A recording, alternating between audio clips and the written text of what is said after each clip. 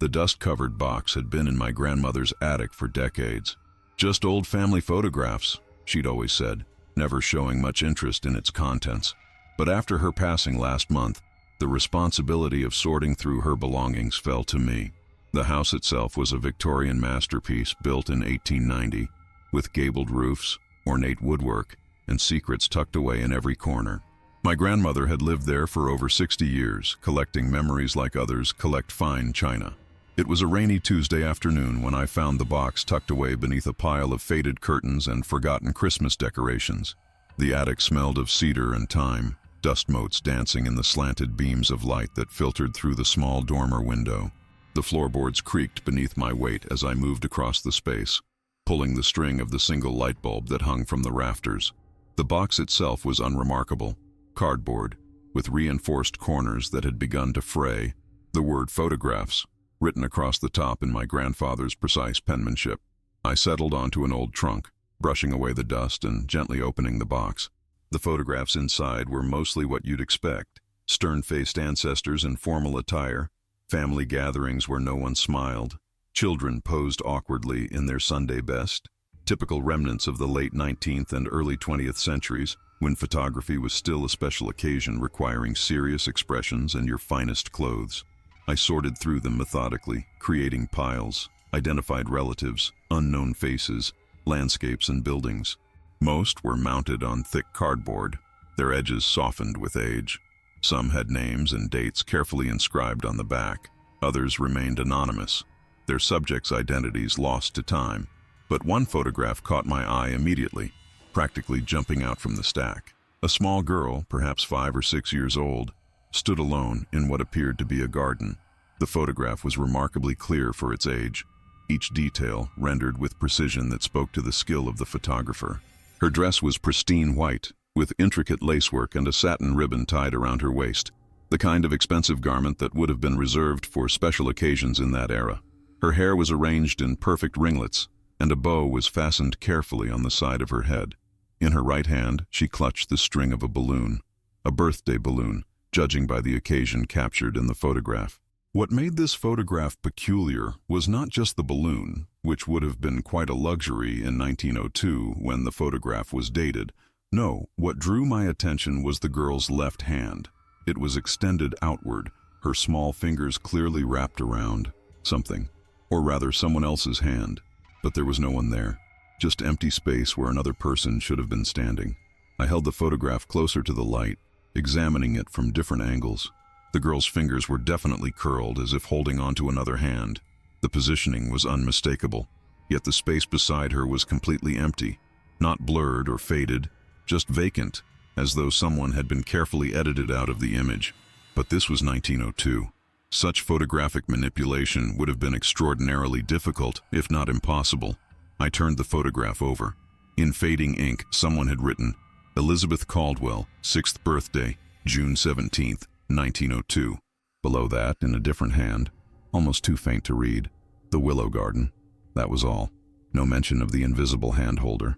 I set the photograph aside, intrigued but not particularly disturbed. Old photographs often contained oddities, strange shadows, blurs from movement during long exposure times, double exposures creating ghostly apparitions. This was likely just another photographic curiosity, a trick of the light or a flaw in the development process. At least that's what I told myself as I continued sorting through the box, occasionally glancing back at the image of Elizabeth Caldwell and her phantom companion. Outside, rain pattered against the attic window, creating a soothing rhythm as afternoon faded into evening. I found myself returning to that photograph repeatedly, studying the girl's face, her posture, the way her fingers curled around invisible ones. There was something compelling about her expression, not the serious, stiff pose common in photography of that era, but a genuine smile, her eyes bright with what appeared to be delight. "Who were you looking at, Elizabeth?" I murmured, tracing the outline of the empty space beside her. "Who was holding your hand?"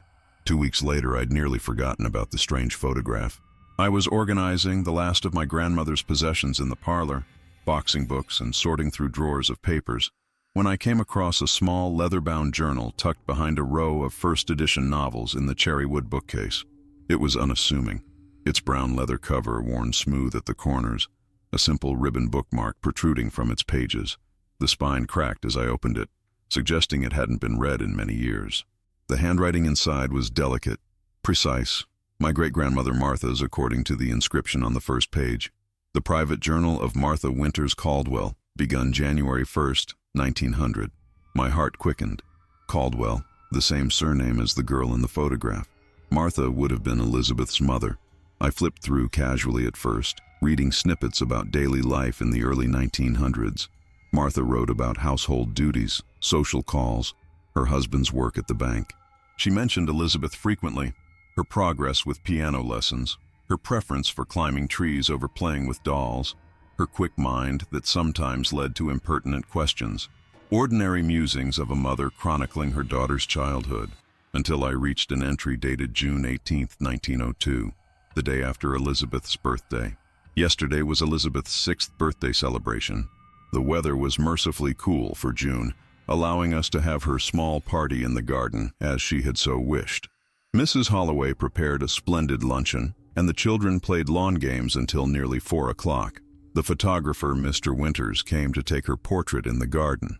She was so pleased with the balloon Thomas brought home. I've never seen such delight in a child's eyes. The other children were quite envious, which I fear Thomas rather enjoyed. He does spoil her so. But something strange happened during the photography session. After the group portraits were completed and Mr. Winters' assistant was taking Elizabeth's individual portrait, she kept speaking to someone none of us could see. "She's holding my hand," Elizabeth said, pointing to her left side. "She says she's my friend." When I asked who she was speaking about, Elizabeth simply smiled and said, "The girl who lives in the willow tree." Mr. Winters thought it charming, a child's imagination at play. I am not so certain. There was something in Elizabeth's manner that unsettled me. She was not pretending. She truly saw someone there. Thomas says I am being fanciful, that it is merely a phase. Perhaps he is right. Children do have imaginary companions, after all. But I cannot shake the feeling that there was something peculiar in the air yesterday, a heaviness that descended over the garden during the photography session. Even Mrs. Holloway remarked upon it, though she attributed it to the approaching storm. I felt a chill run through me. I retrieved the photograph again from the box I'd brought downstairs, studying it more closely. The girl, Elizabeth, looked happy, her smile genuine. Not forced like most children in photographs of that era who had to hold still for uncomfortably long exposures. And her left hand. It wasn't just positioned oddly. Her fingers were clearly curled around something invisible. The next several entries in Martha's journal made no mention of Elizabeth's invisible friend. They returned to mundane matters, preserving summer fruits, a new hat purchased in town, concerns about Thomas's persistent cough, planning for the church bazaar in August. Then, on July 3rd, Elizabeth has been speaking to her invisible friend more frequently. She calls her Margaret now and insists that Margaret joins us for meals. I've begun setting an extra place at the table to humor her, though Thomas was quite cross when he discovered my indulgence. He thinks I'm encouraging unhealthy fancies, but it seems to bring Elizabeth such joy. Still, I cannot help but feel uneasy when I find Elizabeth having animated conversations with empty air, or when toys move from where I've placed them. Elizabeth's doll was found in the garden this morning, though I am certain it was on her bed when I tucked her in last night. Thomas says it is just Elizabeth being mischievous, but I'm not so certain. There is something in her eyes when she speaks of Margaret, a knowing beyond her years. I continued reading, my unease growing with each entry. Martha's elegant script remained steady, but her words betrayed increasing concern. July 17th, 1902. Elizabeth woke screaming last night. When I rushed to her room, she was sitting upright in bed, pointing at the corner, her face white with terror. "Margaret is angry," she cried. "She says I broke my promise." I could see nothing in the darkness, but the room was ice cold despite the summer heat. Mrs. Holloway brought warm milk with a touch of brandy, which eventually calmed her. When I asked what promise Elizabeth had made to Margaret, she wouldn't say. She finally fell back asleep, clutching my hand, but not before whispering, "Margaret doesn't like it when I have other friends." I sat beside her bed until dawn, unable to shake the feeling that we were not alone in that room. July 30th, 1902. I found Elizabeth's favorite doll with its head twisted completely backward this morning. Elizabeth insisted that Margaret did it because the doll took too much of Elizabeth's attention. I am truly concerned now. Thomas continues to dismiss my worries, saying that Elizabeth herself likely damaged the doll and is blaming her imaginary friend. But I saw the look in her eyes. She was frightened. Whatever game this started as, I fear it has taken a troubling turn. I have written to my cousin Emily, whose husband is a physician specializing in nervous disorders in children. Perhaps he might advise us. August 8, 1902. Thomas finally agrees something is wrong. Last night, as we sat in the parlor after Elizabeth had gone to bed, we both distinctly heard footsteps running up and down the hallway, though Elizabeth was fast asleep in her bed when we checked. Thomas suggested it might be mice in the walls, but mice do not create the sound of a child's laughter, nor do they leave wet footprints on the floor. Small, like a child's, but neither Elizabeth nor her shoes were wet. When confronted with this evidence, even Thomas could not maintain his skepticism. He has agreed to speak with Reverend Collins about the possibility of blessing the house. August 15, 1902. Elizabeth has fallen ill. Dr. Patterson says it is just a summer fever, but I fear it may be something more. She is so pale, and she speaks constantly of Margaret now, even in her delirium. She wants me to go with her. Elizabeth keeps saying, to the willow tree. She has something important to show me there. I've taken to sleeping in her room, afraid to leave her alone. The air feels thick with something I cannot name. Thomas has postponed his business trip to Boston, though he will not admit it is due to our concerns about Elizabeth. Mrs. Holloway has begun leaving small dishes of salt in the corners of the rooms and hanging sprigs of herbs above the doorways. When Thomas questioned her, she merely said, "Old country practices, sir. Can't hurt. Might help." The entries continued, each more disturbing than the last. Elizabeth's condition worsened. The strange occurrences in the house increased. Objects moving, doors slamming, the sound of a child's laughter when no child was present. Martha wrote of cold spots in the house, of Elizabeth's toys rearranging themselves overnight, of the gardener refusing to work near the old willow tree because he claimed to see a child watching him from its branches. Then came the entry from August 20th, 1902. I dozed briefly in the chair beside Elizabeth's bed this afternoon. The heat has been oppressive, and I had been awake most of the night. When I opened my eyes, Elizabeth was gone from her bed. The whole household searched frantically, Thomas checking the road and neighboring properties, Mrs. Holloway and I searching every room of the house, the gardener examining the outbuildings. It was the stable boy, young Henry, who found her by the old willow tree at the far end of the garden. She was lying on the ground beneath its branches, unconscious, her nightgown soiled with dirt, her feet wet as though she had been standing in water, though the ground was dry. We carried her back to the house, where Dr. Patterson examined her thoroughly. He could find no physical reason for her collapse, attributing it to her ongoing fever. When she finally woke, her eyes were different somehow, older, knowing. She said only, "Margaret showed me where she died." Thomas wanted to dismiss it as fever dreams, but I saw the conviction in Elizabeth's eyes. "Under the willow tree," she insisted, her voice stronger than it had been in days. "Margaret's bones are there. She wants someone to find them so she can rest." Thomas forbade any further discussion, but I saw him walking toward the willow tree after dinner, his expression troubled. My hands were shaking now. I knew the willow tree Martha mentioned, or rather, I knew where it had stood. My grandmother had shown me the stump years ago, explaining that the massive old tree had been cut down in the 1950s after disease hollowed its trunk. It had stood near a small decorative pond that had long since been filled in, at the farthest corner of what had once been the Caldwell property. August 22nd, 1902. Thomas hired men to dig beneath the willow tree today. I thought him mad, but after what Elizabeth said, we had to know. The men worked from dawn, removing the stones that bordered the small pond, then digging into the soft earth beneath. At first, they found nothing but soil and roots. Thomas was about to call a halt to the endeavor when one of the men's shovels struck something that was neither stone nor root. God help us, they found bones, small bones, a child's bones, and scraps of fabric that might once have been a dress. The sheriff has been summoned. Thomas is in his study with a glass of brandy, his hands shaking so badly he can barely hold it. Elizabeth, strangely, seems improved. Her fever has broken, and she sits by her window, humming softly to herself. When I asked her about Margaret, she smiled and said, "She's still here, but she's not angry anymore. She just wanted someone to find her." August 25th, 1902. The remains have been identified as those of Margaret Winters, daughter of the photographer who took Elizabeth's birthday portrait. The child went missing in 1897, 5 years ago. She would have been about Elizabeth's age now. They're saying she must have drowned in the pond and someone buried her beneath the willow. Mr. Harold Winters was summoned to identify the clothing and a small silver bracelet found with the remains. He collapsed when told, had to be revived with smelling salts. His poor wife had died of grief 2 years after Margaret's disappearance, never knowing what had become of their daughter. And to think he was in our garden, taking photographs, not knowing his daughter lay buried just yards away. How could anyone have known? But Elizabeth knew. Somehow, Elizabeth knew. Sheriff Collins has opened an investigation into the child's death. Margaret's remains will be properly buried in the churchyard next week.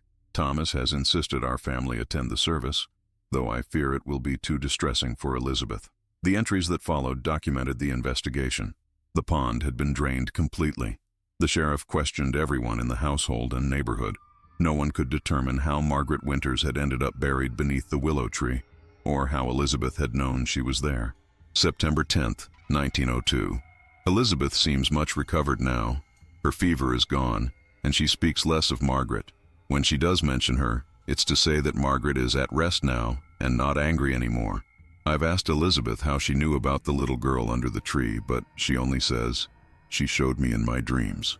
I cannot make sense of it, but I am grateful that my daughter seems to be returning to herself. She has begun piano lessons again and has asked to invite her friend Sarah for tea next week, the first time she has shown interest in her living friend since before her birthday. I continued reading, but the journal entries gradually returned to normal life. Elizabeth recovered fully. The Winters case remained unsolved. Martha mentioned occasionally finding Elizabeth speaking to thin air, but these instances became less frequent as months passed. The last mention of Margaret came in an entry from June 17th, 1903. Elizabeth's 7th birthday today. 1 year since the photograph with the balloon. 1 year since Margaret first appeared. We had a small celebration, quieter than last year's. Thomas thought it best to avoid too much excitement given all that has happened. Elizabeth insisted on visiting the willow tree after her party. She placed a small bouquet of wildflowers on the spot where Margaret was found. "She's still here sometimes," Elizabeth told me, "but she's happier now that people know her name. I pray that is true for all our sakes. Thomas wants us to travel to Europe next summer, says a change of scenery will do us all good. Perhaps he is right." I closed the journal, my mind racing. Could this possibly be true? A child's ghost, reaching out from beyond the grave, visible only in a photograph, and to another child who shared her age? I pulled out my phone and searched for information about Margaret Winters. There wasn't much, just a brief newspaper article from 1897 about a 5-year-old girl who went missing from her home, presumed drowned in the nearby river after a storm caused flooding. Her body was never found according to official records. But according to Martha's journal, Margaret's body had been found, buried beneath a willow tree on my great-grandparents' property. I needed to know more. I needed to understand what had happened to Margaret Winters and how Elizabeth had known where to find her. The next morning, I drove to the County Historical Society, housed in an imposing limestone building that had once been the town's first bank. Miss Abernathy, the elderly archivist, peered at me over her spectacles with interest when I explained my research. "The Winters case? Now there's a name I haven't heard in some time. And you say you're related to the Caldwells? How fascinating." She led me to the archive room, where microfilm reels of local newspapers were kept in metal cabinets. "Start with these," she suggested, pulling out several labeled boxes. 1897 through 1903 should cover what you're looking for. Hours of scrolling through faded print revealed more details about the Winters case. The original disappearance had been front-page news in the small town. "Child missing, feared drowned," screamed the headline from June 19th, 1897. The article detailed how 5-year-old Margaret Winters had vanished from her home during a violent thunderstorm. The accompanying photograph showed a solemn little girl with dark ringlets and a white dress, remarkably similar in appearance to Elizabeth Caldwell. Margaret Winters had disappeared on June 17, 1897, exactly 5 years before Elizabeth's birthday photograph was taken. The coincidence sent another chill through me. "Search for missing Winters. Child continues," read the headline a week later, describing how volunteers had dragged the river and searched the surrounding woods. Margaret's father, Harold Winters, was quoted pleading for information about his daughter's whereabouts. The articles grew smaller and less frequent as weeks passed with no sign of the child. By August, Margaret Winters had become just another tragic footnote in local history, presumed drowned though her body had never been recovered. Until August 1902, when Elizabeth Caldwell led adults to her burial site. Further digging uncovered a follow-up article from August 1902, confirming Martha's journal entries. "Remains of long-missing child discovered," the headline announced. The article was frustratingly vague about details, but mentioned that the discovery was made after the young daughter of the household led adults to the location, claiming supernatural guidance. The child's remains were identified through personal effects and a distinctive silver bracelet gift from her godmother. The article went on to state that authorities were investigating the circumstances of Margaret's death and burial, with no suspects named at that time. I sat back, rubbing my tired eyes. Miss Abernathy appeared with a cup of tea and a sympathetic smile. "Finding what you need?" she asked, glancing at the microfilm reader. "Yes, but I still have questions. Do you know anything more about what happened after they found Margaret Winters' remains? The newspaper doesn't mention any resolution to the case." Miss Abernathy's eyes twinkled. "You know, we have something that might interest you. Follow me." She led me to a climate-controlled room at the back of the building. "This is where we keep our more valuable collections. The Winters Caldwell case has its own file." She unlocked a cabinet and withdrew a slim folder. "These are documents donated by the sheriff's office when they digitized their archives in the 1990s. Not everything made it into the newspapers." The folder contained handwritten police reports, witness statements, and a coroner's assessment of Margaret Winters' remains. The clinical language did little to disguise the horror. A skull fracture consistent with blunt force trauma, not drowning as had been presumed. "They determined it was homicide?" I asked, looking up at Miss Abernathy. "Eventually, yes, though the case took quite a turn. Keep reading." I turned to the next document, a statement from Sheriff Collins dated September 1902.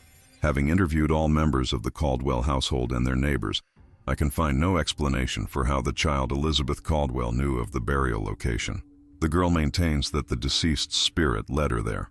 While I cannot accept such supernatural claims as evidence, I also cannot provide a rational explanation for her knowledge. The investigation into Margaret Winters' death continues. But most revealing was a newspaper clipping I hadn't found in the microfilm archives, dated December 18, 1902. Local photographer takes own life. Harold Winters, 42, was found dead in his photography studio yesterday evening, the victim of a self-inflicted gunshot wound. Mr. Winters left a note confessing to the accidental death of his daughter Margaret in 1897 and the subsequent concealment of her body on the Caldwell property, where he had been employed to photograph the gardens that same year. Authorities had reopened the investigation into Margaret's death after her remains were discovered in August. Mr. Winters is survived by no immediate family. Good heavens, I breathed, staring at the article. Her own father. Miss Abernathy nodded solemnly. A terrible business. According to local stories, Winters was consumed by guilt after his daughter's death. He continued working as a photographer, but became increasingly unstable. When the girl's remains were discovered and the investigation pointed to him, he chose to end his life rather than face justice. But why would he bury her on the Caldwell property? I asked. Well, that's where the story gets more complicated. Harold Winters and Thomas Caldwell had business dealings that went sour. Some said Winters buried his daughter there as an act of revenge. A curse on the property, if you will. Of course, that's just local gossip. I thanked Miss Abernathy for her assistance and returned to my grandmother's house, my mind whirling with this new information. The photograph of Elizabeth with her birthday balloon now seemed even more eerie. Had Harold Winters been the photographer that day? Had he taken a picture of another little girl standing exactly where his daughter was buried? I sat for a long time with these documents spread before me, trying to process what they revealed. A tragic accident, a father's terrible choice, a cover-up that might never have been discovered if not for a child's inexplicable connection to a spirit, and a photograph, a simple birthday portrait that captured what no one could see, the ghostly hand of Margaret Winters, reaching out from beyond the grave to connect with Elizabeth Caldwell. I returned to my grandmother's house, to the box of photographs. I examined each one carefully, looking for any other images of Elizabeth, or perhaps even of Margaret Winters before her disappearance. In a smaller envelope at the bottom of the box, I found what I was looking for. Another photograph of Elizabeth, this one dated October 1902, months after Margaret's remains were discovered. Elizabeth stood in the same garden, but this time she wasn't alone. A man stood beside her, his hand resting possessively on her shoulder. He was tall, well-dressed, with a neat mustache and cold eyes that seemed to stare directly at the camera with unusual intensity. The inscription on the back read, "Elizabeth with Mr. Harold Winters, photographer. October 1902. Harold Winters, Margaret's father. Why would he return to photograph Elizabeth after his daughter's remains had been found on the property? Unless..."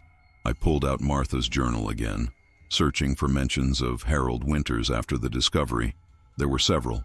September 15th, 1902. Mr. Winters called today, ostensibly to offer thanks for bringing closure to his daughter's case. He seemed particularly interested in Elizabeth, asking many questions about her connection to Margaret. His intensity disturbed me. Thomas thinks I'm being unfair to a grieving father, but there was something in his eyes I cannot explain. A hunger, almost, as though he believed Elizabeth might somehow bring him closer to Margaret. I made certain they were never left alone. September 30th, 1902. Mr. Winters has offered to take a new portrait of Elizabeth, free of charge, as a token of gratitude. Thomas accepted before consulting me. I do not want that man near our daughter, but Thomas insists I am being irrational. The poor man lost his child, he said. If photographing Elizabeth brings him some comfort, what harm can it do? I cannot articulate my unease, even to myself, but every instinct tells me to keep Elizabeth away from Harold Winters. October 5th, 1902. The photography session today was uncomfortable. Mr. Winters insisted on being alone with Elizabeth for the individual portraits. When I objected, he became quite cold, reminding Thomas of their banking business connections. Thomas pulled me aside and insisted we not offend him. I relented, but stayed just outside the door. I could hear Winters speaking to Elizabeth in low tones, though I couldn't make out the words. When they emerged, Elizabeth seemed subdued, almost dazed. When I asked what they had discussed, she said only, "He wanted to know what Margaret tells me." Later, as Winters was packing his equipment, I noticed him lingering by the willow tree, his expression unreadable. October 20th, 1902. Elizabeth has begun having nightmares again. She woke screaming about the bad man last night. When I asked who she meant, she would only say, "Margaret showed me what he did." I'm certain she's referring to Winters. Thomas says I'm leaping to conclusions, that the discovery of Margaret's remains has simply reawakened Elizabeth's imagination. But there is a certainty in Elizabeth's voice that chills me. I've instructed the servants not to admit Winters if he calls again, regardless of Thomas's business relationships. My heart was pounding now. Was it possible? Could Harold Winters have been responsible for his own daughter's death? It seemed unthinkable. But then why had Margaret's spirit reached out to Elizabeth? Why had she guided the child to her hidden grave? The final pieces came together when I found a small newspaper clipping pressed between the pages of Martha's journal. Dated December 19th, 1902, Winters' confession reveals details of daughter's death. The suicide note left by Harold Winters has provided authorities with a full account of the circumstances surrounding his daughter Margaret's death in 1897. According to Sheriff Collins, Winters admitted to striking the child during a fit of anger, resulting in her fatal head injury. Fearing the consequences, Winters concealed the body on the Caldwell estate where he was conducting photography work. The confession brings closure to one of our town's most tragic mysteries, though questions remain about how the young Caldwell girl led authorities to the burial site. Martha's final entry about the matter, dated December 19, 1902, was brief, but revealing. Harold Winters is dead by his own hand. His confession confirms what Elizabeth has been saying for weeks, that Margaret showed her what really happened. According to the sheriff, Winters admitted to striking Margaret during a fit of rage over a broken camera plate. The child fell against his desk, suffering the fatal injury.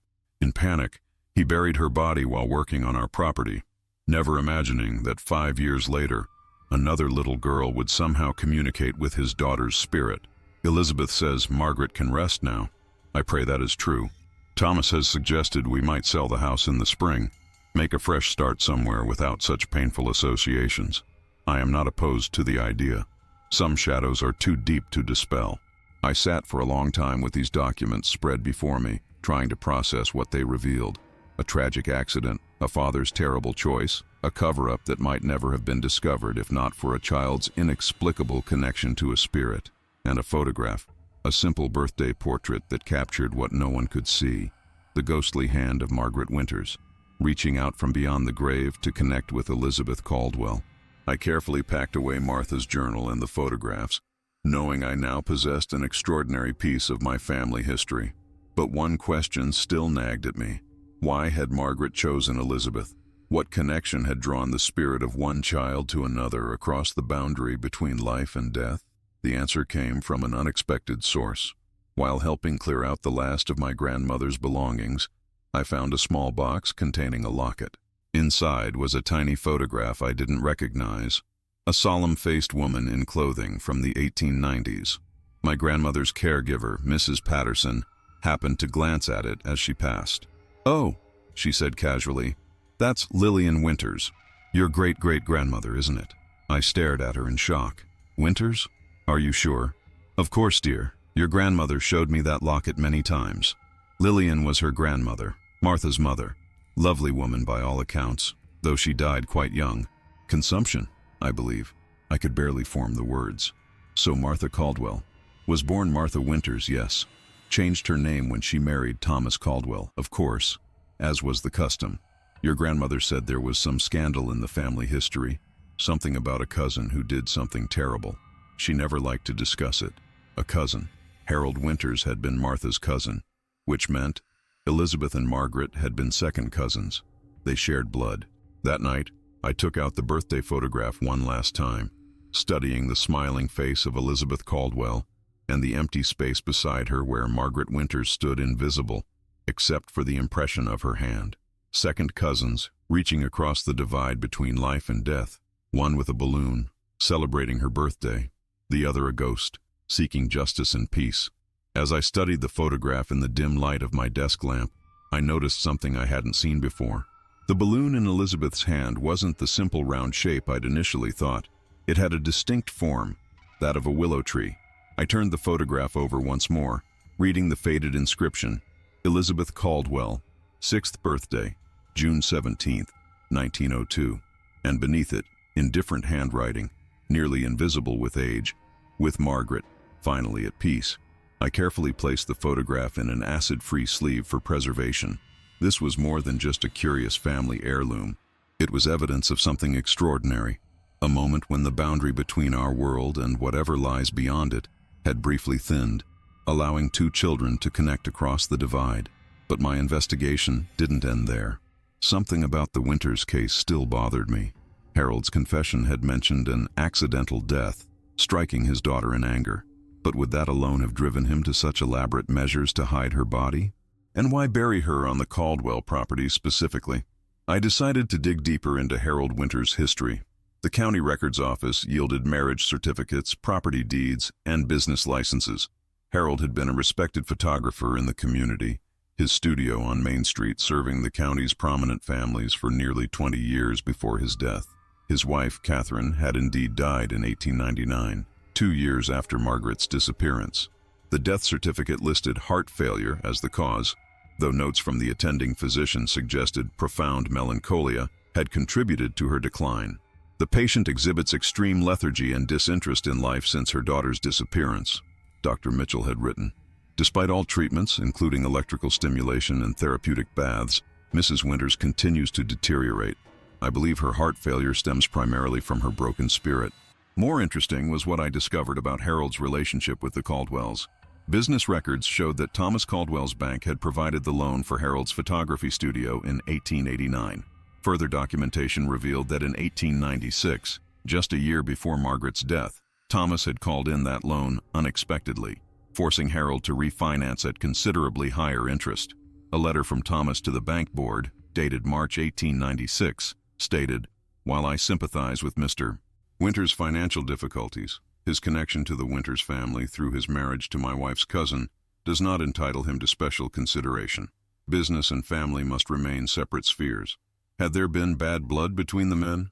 Could Harold's burial of Margaret on Caldwell property have been not just convenience, but a twisted act of revenge? I needed to understand more about Thomas Caldwell. Back to the Historical Society I went, combing through newspaper archives for any mention of my great-great-grandfather. What I found painted a complex picture. Thomas Caldwell had been a prominent banker, yes, but there were whispers of unethical practices.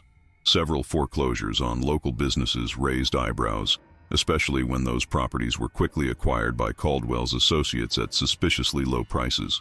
A small article from 1895 noted that T. Caldwell, Esq., has acquired the former Wilson property at a fraction of its assessed value following the unfortunate bankruptcy of its owner. This marks the third such acquisition by Mr. Caldwell or his associates this year. One such foreclosure involved a millinery shop owned by Catherine Winters before her marriage. The shop had been sold to a business partner of Thomas Caldwell just weeks after Catherine was forced to close it. The connection was becoming clearer. There had been a history between these families beyond the cousin relationship, a history of business dealings and possibly personal animosity. But the most revealing document was one I almost missed. In a box of miscellaneous legal papers from the county courthouse, I found a petition filed by Harold Winters in May 1897, just weeks before Margaret's disappearance. The petition alleged that Thomas Caldwell had engaged in fraudulent banking practices and sought damages for deliberate manipulation of interest rates and calling of loans with malicious intent to cause financial harm. The petition had been dismissed on June 16, 1897, the day before Margaret disappeared. The timing was too perfect to be coincidental. Had Harold, distraught over this final defeat, taken his anger out on his daughter, and then, in a macabre act of vengeance, buried her on the property of the man he blamed for his financial ruin? I returned to the photograph of Elizabeth with her birthday balloon, June 17, 1902, exactly 5 years after Margaret's death. Was it mere coincidence that Margaret's spirit had chosen that specific day to make contact? Or was there some significance to the date that I was still missing? My search led me back to my grandmother's house, to a cedar chest in the attic I hadn't yet explored. Inside, beneath quilts and christening gowns, I found a small wooden box. The brass plate on top bore a single name, Elizabeth. My hands trembled as I opened it. Inside were childhood treasures, a small porcelain doll with one arm missing, hair ribbons in various colors, a child's silver bracelet with tiny bells that tinkled faintly when moved, and at the bottom, wrapped in tissue paper yellowed with age, a leather-bound diary much smaller than Martha's journal. The first page confirmed my suspicion. This diary belongs to Elizabeth Ann Caldwell, age 6. Birthday gift from Aunt Emily, June 17, 1902. Elizabeth's diary. The entries began on her 6th birthday, June 17, 1902. The handwriting was childish, unpracticed, but legible. Today is my birthday. I am 6 years old. Mama gave me this book to write in. Papa gave me a balloon with a special picture. It looks like our willow tree. The photographer man came. He looked at me funny. I did not like him, but I liked the girl who came with him. No one else could see her. She held my hand when the photograph was taken. She told me her name is Margaret. She says she is my friend now.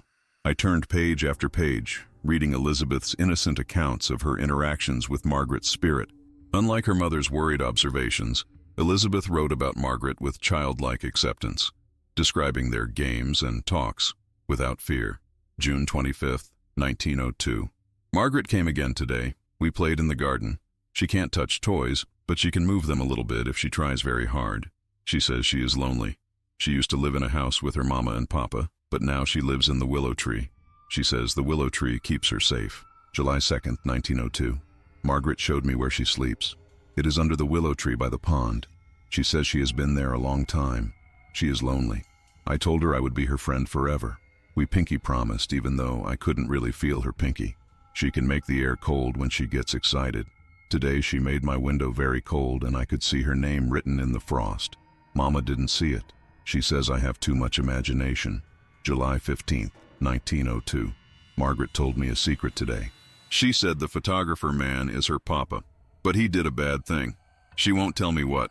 She gets scary when she talks about him. Her eyes go all black and the room gets cold. She broke my doll's arm by accident. She said sorry after. She doesn't mean to be scary. July 20th, 1902. I asked Margaret why no one else can see her. She said only special people can see the dead.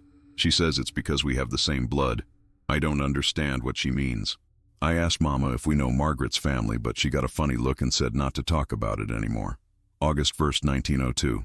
Margaret is teaching me a game. We go to the willow tree at night in my dreams. She shows me pictures in the pond. I saw her when she was alive. She had a pretty dress like mine. Then I saw her fall down. There was blood. The photographer man was there. He was angry. It was scary. I woke up crying. Mama sat with me, but I didn't tell her about the dream. Margaret says it's our secret. August 10th, 1902. Margaret was angry today. She broke my music box. Mama thinks I did it, but it was Margaret. She's angry because I played with Sarah yesterday and didn't talk to Margaret all day. I told her I'm sorry. She said I have to prove I'm her friend. She wants me to show everyone where she's buried. She says no one will believe me, but I have to try. August 18th, 1902. I am sick. Mama stays with me all the time. Margaret wants me to go with her to the willow tree. She says I have to show everyone where she is sleeping. She says her papa put her there after he hurt her. She says he has to tell the truth or she'll never be able to go to heaven. I'm scared, but I promise to help her. The entry from August 20th confirmed what Martha had written. I went with Margaret today. Mama was sleeping in the chair. Margaret held my hand and we walked to the willow tree. She showed me exactly where to dig. I tried to dig with my hands, but I got so tired. Then everything went dark. I woke up and Papa was carrying me back to the house. I told them Margaret is under the tree. Papa didn't believe me, but Mama looked scared. They sent Henry to look. He came back all white and shaking. Papa went out with a shovel. They found Margaret's bones. I could hear Mama crying. Margaret stood by my bed and smiled. She said thank you. The entries continued through the discovery of Margaret's remains, the investigation, and Harold Winter's return to photograph Elizabeth. Her perspective on these events was both innocent and chilling. September 5th, 1902. They buried Margaret's bones in the churchyard today. Everyone wore black. The photographer man cried a lot. Margaret stood beside me during the service. She said it wasn't really her in the box, just her old bones. She said she'll stay with me until her papa tells the truth about what happened. September 20th, 1902. Margaret shows me things at night. She takes me back to the day she died. I see her papa's photography studio. She broke an expensive camera plate. He got very angry. He hit her and she fell. There was blood. He was scared after. He wrapped her in a blanket and brought her to our garden at night when everyone was sleeping. He buried her by the pond under the willow tree. Margaret says he has to tell everyone the truth, or she can't rest. October 5th, 1902. The photographer man came today. He took my picture again. He asked me about Margaret. I told him she is my friend. He got very quiet. Then he asked if Margaret tells me things about him. I said yes, she shows me in dreams. He looked scared. Margaret was in the room with us. She was so angry. The chair moved by itself. The photographer man saw it move. He turned all white. After he left, Margaret told me he is a bad man. She showed me what he did to her. October 30th, 1902. Margaret is angry all the time now. She says her papa won't tell the truth. She breaks things in the house. Mama and Papa think it's me, but it's Margaret. Last night she stood over Papa's bed and screamed. He couldn't hear her, but he woke up anyway. He said he felt cold. Margaret says she's going to keep scaring people until her papa tells the truth. Elizabeth's final entry about Margaret came on December 19th, 1902. Margaret came to say goodbye last night. She said her papa finally told the truth and now she can go to heaven. She was smiling. She didn't look angry anymore. She said she will always be my friend, but she won't be in the willow tree now. She gave me a present before she left, a special picture in my mind of her when she was happy, before the bad thing happened. I will never forget her. Mama says we might move to a new house. I don't want to leave because what if Margaret comes back to visit? But Mama says Margaret is at peace now and won't come back. I hope she's happy in heaven. I closed the diary, overwhelmed by what I had discovered. Through the innocent writings of a child, a century-old mystery had unfolded. A tale of financial rivalry, a moment of uncontrolled rage, a desperate cover-up, and ultimately, a spirit's quest for justice. But there was one final piece to this puzzle I needed to find. What had happened to Elizabeth after these events? Had her connection to the spirit world continued throughout her life? Martha's journal had stopped mentioning supernatural occurrences after Margaret's case was resolved. I searched through family records until I found Elizabeth's path through life. She had grown up, married a man named James Harrison in 1920, and had 3 children. My grandmother had been her youngest child. According to my grandmother's personal papers, Elizabeth had lived a seemingly normal life after the events of 1902. She became a school teacher, was active in community affairs, and by all accounts was a loving mother and grandmother. She passed away in 1978 at the age of 82. But tucked among my grandmother's papers was a letter from Elizabeth to her daughter, written in 1975, 3 years before her death.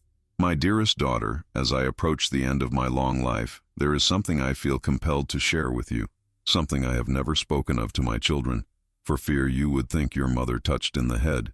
You know the story of how I found poor Margaret Winter's remains when I was a child. The family has always treated it as a curious anecdote, a strange coincidence, perhaps the overactive imagination of a child that happened to lead to a real discovery. The truth is far more extraordinary. Margaret was real. Her spirit came to me on my 6th birthday and remained with me for those months in 1902. I saw her as clearly as I see you when you sit across from me at Sunday dinner. She spoke to me, held my hand, showed me visions of her life and death. After her father confessed and took his own life, Margaret's spirit moved on, but she left me with a gift, or perhaps a burden. Since that time, I have occasionally been visited by others who have passed on with unfinished business. Never as strongly as Margaret, never for as long, but they come nonetheless. The young soldier in 1919 who needed me to return his watch to his sweetheart. The little boy in 1933 who showed me where his mother could find the family savings his father had hidden before the bank collapsed. The young woman in 1954 whose murderer was never caught until she led me to evidence that had been overlooked. I have helped when I could, always quietly, always from the shadows. Your father knew of this ability but protected my secret faithfully until his death. I have told no one else until now. I share this with you not to distress you, but because I believe this sensitivity may be passed down through our family line. If you or your children ever experience something similar, know that it is not madness. It is a gift, though often a difficult one. The photograph of me on my 6th birthday with the balloon, the one in your grandmother Martha's collection, shows me with Margaret, though she is visible only by the impression of her hand holding mine.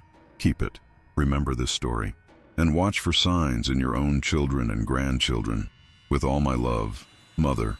I sat back, stunned. My grandmother had never mentioned this letter to me. Had she dismissed it as the fanciful thinking of an elderly woman, or had she known it contained truth? And then I remembered something, a childhood incident I had nearly forgotten. When I was 7 years old, I had led my grandmother directly to a lost wedding ring in the garden, insisting that the old lady with the blue dress had shown me where it was. My grandmother had given me a strange look, but never questioned how I knew. There had been other incidents over the years, vivid dreams of people I'd never met telling me things I couldn't possibly know, a strong aversion to certain places that later turned out to have tragic histories, an uncanny ability to sense when something was wrong before being told.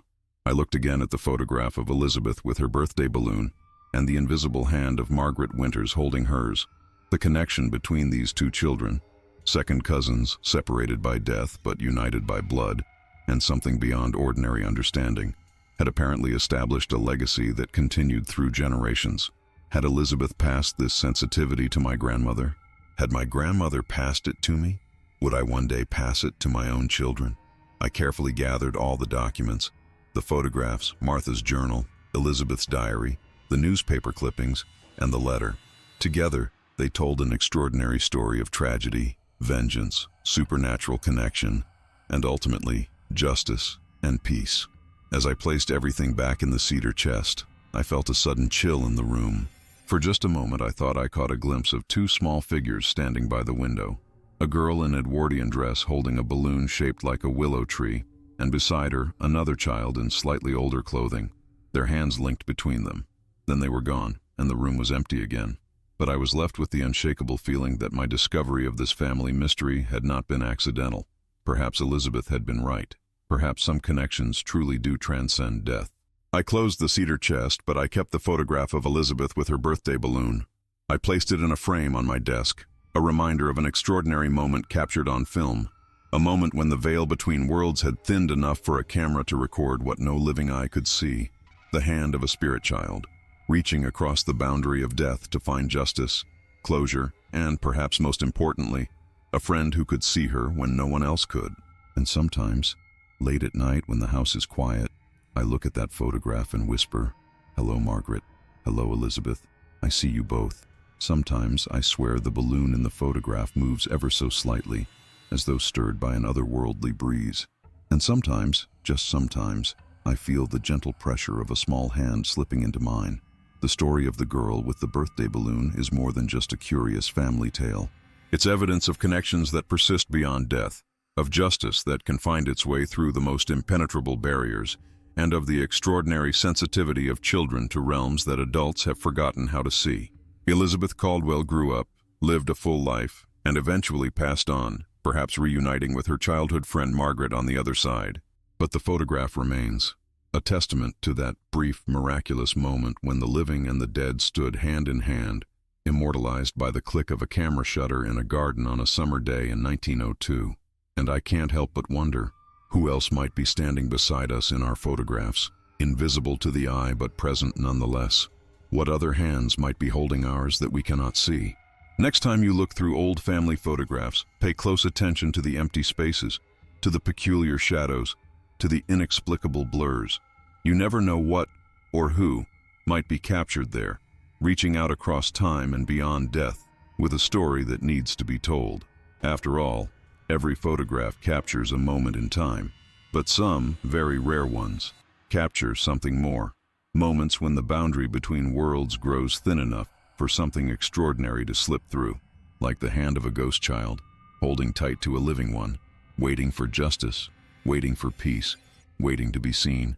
The girl with the birthday balloon saw what no one else could, and now, through this photograph, preserved for over a century, perhaps we can see it too, if we look closely enough, if we believe. As I continued researching the Caldwell and Winters families, I discovered deeper connections than I had initially realized. Harold Winters and Martha Winters Caldwell hadn't just been cousins. Their fathers had been business partners in a photography studio in the 1870s, before a bitter dispute led to the dissolution of their partnership. I found references to this partnership in an old business directory from 1872. Winters and Winters, photographic studio, specializing in portraiture and landscape views. According to a newspaper article from 1875, the partnership ended when the brothers, Edward and William Winters, disagreed over the adoption of new photographic techniques. Edward, Harold's father, wanted to embrace the newer, more expensive dry plate process, while William, Martha's father, preferred to continue with the established wet plate method. The dissolution of the Winters photography partnership has caused much comment in local business circles. The article stated, Mr. Edward Winters will continue operations under the name E. Winters Fine Photography, while Mr. William Winters has announced his intention to pursue other business ventures. William Winters had indeed pursued other ventures, eventually establishing a successful dry goods store that provided him the means to send his daughter Martha to finishing school in Boston. Edward Winters had struggled with his solo photography business, especially after expensive investments in new equipment failed to yield the expected returns. His son Harold had apprenticed with him, inheriting both his photographic skills and his financial problems when Edward died in 1888. The rivalry between the families had continued for decades, culminating in the banking conflicts between Thomas Caldwell and Harold Winters. What had begun as a family disagreement had evolved into a multi-generational feud, with innocent children caught in the middle. Margaret's death in 1897 had been the tragic result of this long-standing animosity. Harold, financially ruined and blaming Thomas Caldwell, had lashed out in a moment of rage when his daughter accidentally damaged an expensive camera plate. According to his confession, he hadn't meant to kill her. He'd pushed her, and she had fallen, striking her head on the corner of a heavy oak desk. Panicked and already mentally unstable, Harold had made the fateful decision to hide his daughter's body rather than face the consequences. And in a twisted act of vengeance, he chose the Caldwell property as her burial site during a commissioned photography session of the garden. His suicide note, partially quoted in police records, revealed his disturbed thinking. I placed her where the blame should truly rest. The Caldwell's greed destroyed my business, my marriage, and ultimately led to my child's death. Let her rest on their land, a silent witness to their crimes.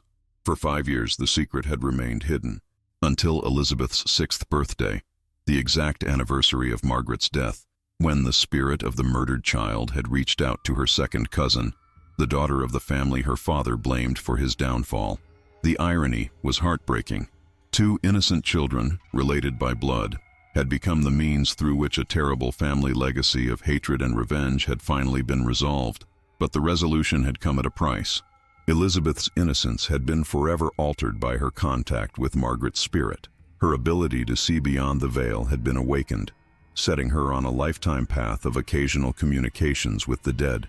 And now it seemed that sensitivity had continued through the generations, manifesting in subtle ways in her descendants, including me. Since discovering the photograph and the documents explaining its history, I've found myself more attuned to the inexplicable. The odd cold spot in an otherwise warm room, the whispered voice just at the edge of hearing, the momentary glimpse of a figure that vanishes when directly observed. Last week I visited the site where the Caldwell house once stood. The property had changed hands many times over the decades, and the original house had been demolished in the 1960s. A modern home now occupied the land, its owners unaware of the property's haunted history. The willow tree was long gone, but I found its location based on old property maps. Standing on that spot, I felt an unmistakable sense of presence, not threatening but watchful, curious. I had brought a copy of the balloon photograph with me.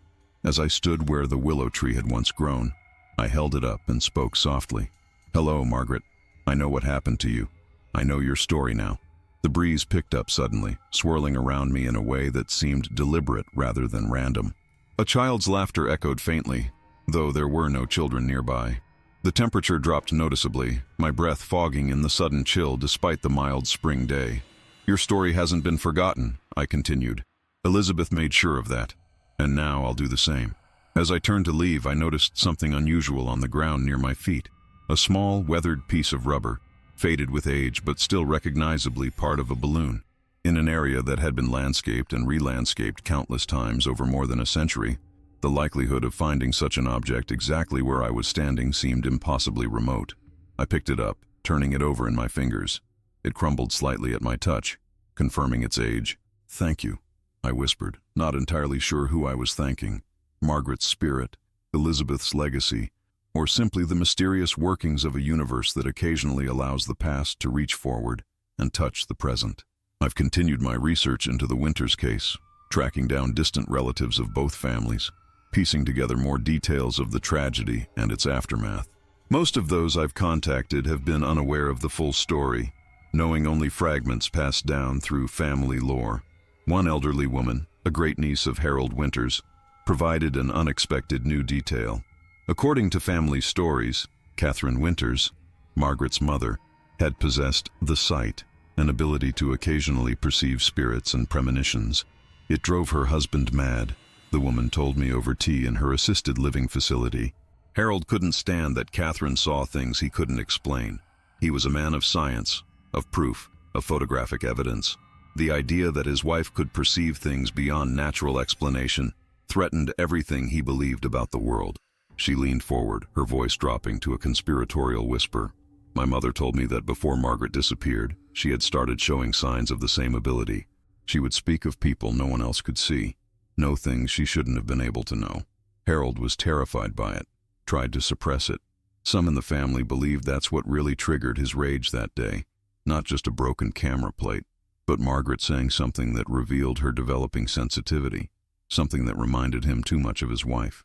This added a new dimension to the tragedy. Had Margaret inherited her mother's sensitivity? Had Harold's rage when striking his daughter been fueled not just by the broken camera plate, but by some manifestation of Margaret's inherited ability? And most intriguing of all, had Margaret, through her ghostly connection with Elizabeth, somehow transferred or awakened this same sensitivity in her second cousin? Had the blood relationship between them, combined with Margaret's violent death and Elizabeth's innocent receptivity, created a doorway through which this ability could pass from one branch of the family to another? The photograph of Elizabeth with her birthday balloon had captured more than just a moment in time. It had captured evidence of an extraordinary connection between the living and the dead, between one generation and another, between justice delayed and justice finally served. I've had the photograph professionally restored now. Digital enhancement revealed details not visible before. The faint outline of a second child standing beside Elizabeth, the subtle distortion of air where Margaret's form stood invisible to the naked eye but somehow partially captured by the camera's lens. Most remarkable of all, enhancement revealed a reflection in the glass of the garden greenhouse behind Elizabeth. In it, barely perceptible but undeniably present, is the image of Harold Winters watching the photography session from a distance, his expression a disturbing mixture of grief, rage, and fear. The photographer that day hadn't been Harold. He'd sent an assistant, claiming illness, but he had been there.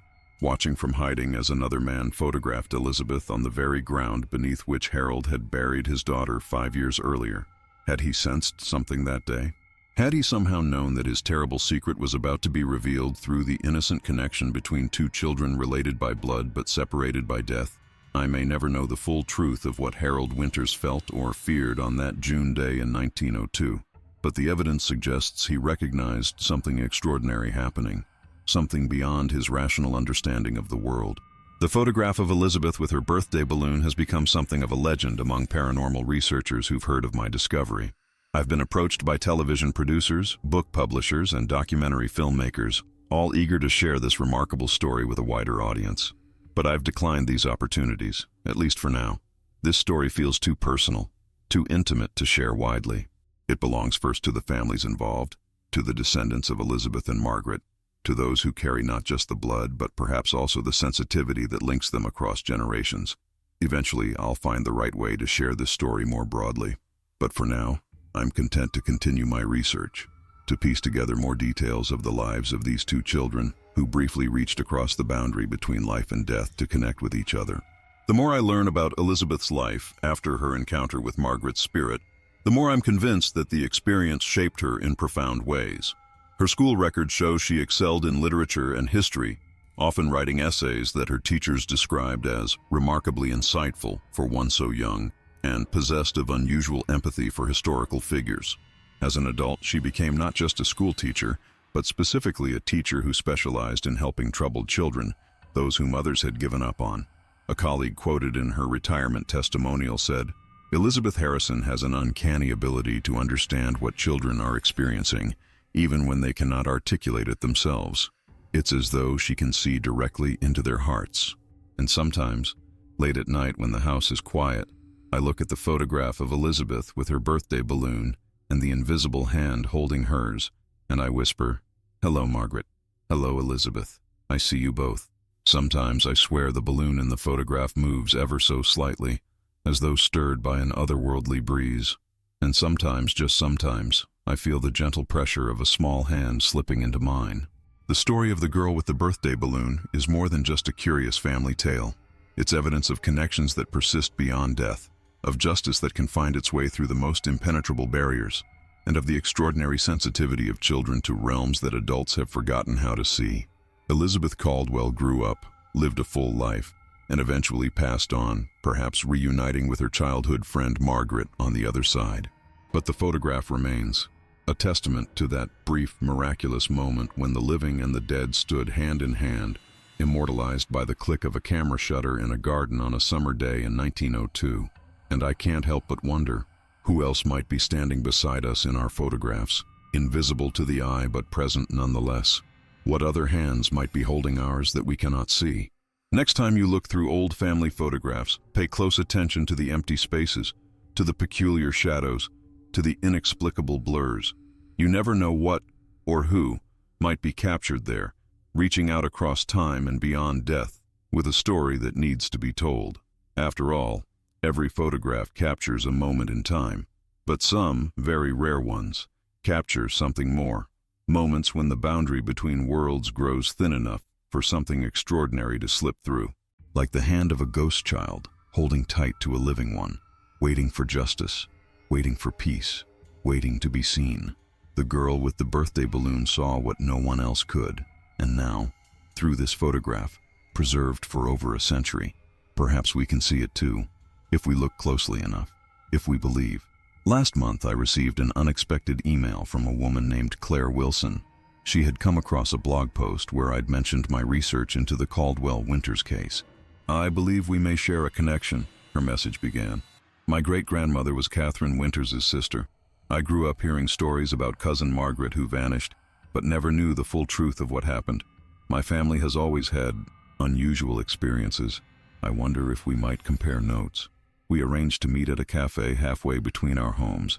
Claire was in her 60s, elegant and composed, with striking gray eyes that seemed to look through rather than at me. "It's in the blood," she said without preamble, stirring her tea. "The sensitivity. Catherine had it strongly. My grandmother said it skips generations sometimes, or manifests differently in each person. Some just have dreams or intuitions. Others, like Elizabeth, see spirits clearly. And you? I asked. Claire smiled faintly. I know when the phone will ring before it does. I've dreamed of accidents before they happen. Small things mostly. My daughter, though, she hesitated. When she was 5, she had an imaginary friend named Margaret who wore old-fashioned clothes. We thought nothing of it until she described a photographer's studio in perfect detail, though she'd never been in one. We spent hours sharing family stories, piecing together the threads that connected our branches of the family tree. Before we parted, Claire pressed something into my hand, a small silver bracelet with tiny bells. This belonged to Margaret, she said softly. It was returned to the family after her remains were identified. It should be with you now, I think. You're the one telling her story. The bracelet matched the description in Elizabeth's diary. The bells tinkled faintly as I held it, a sound from another century. That night, I placed the bracelet beside the photograph on my desk. As I drifted toward sleep, I could have sworn I heard the faint sound of children's laughter and the delicate tinkling of tiny silver bells. The story of the girl with the birthday balloon continues to unfold, reaching across time, across generations, across the boundary between life and death. A story of tragedy and justice, of family secrets and enduring connections. A story captured in a single extraordinary photograph, a child holding a balloon, and the invisible hand of a ghost. 2 second cousins, reaching across the ultimate divide. One living, one dead, but both very real, both remembered, both seen. I keep the photograph and the bracelet together now, a tangible link to Elizabeth and Margaret, to their brief miraculous connection, to the legacy that flows through my veins, a reminder that some bonds transcend death, that justice may be delayed but is not always denied, that the past is never truly past but continues to reach forward into the present, shaping us in ways we may never fully understand. And sometimes, in the quiet hours before dawn, I wake to the faint sound of silver bells and children's whispers, and I know that I am not alone, that I have never been alone, that the blood of both Elizabeth and Margaret flows in my veins, connecting me to their story, to their extraordinary moment captured in a photograph over a century ago. A girl with a birthday balloon, a hand that wasn't supposed to be there, a legacy passed down through generations. Some stories never truly end. Some connections never truly break. Some photographs capture more than just light and shadow. They capture moments when the veil between worlds grows thin enough for something miraculous to slip through, like the hand of a ghost child holding tight to a living one, waiting to be seen, waiting to be remembered, waiting to be understood. The girl with the birthday balloon and the ghostly hand holding hers, forever linked in a single impossible moment, forever remembered.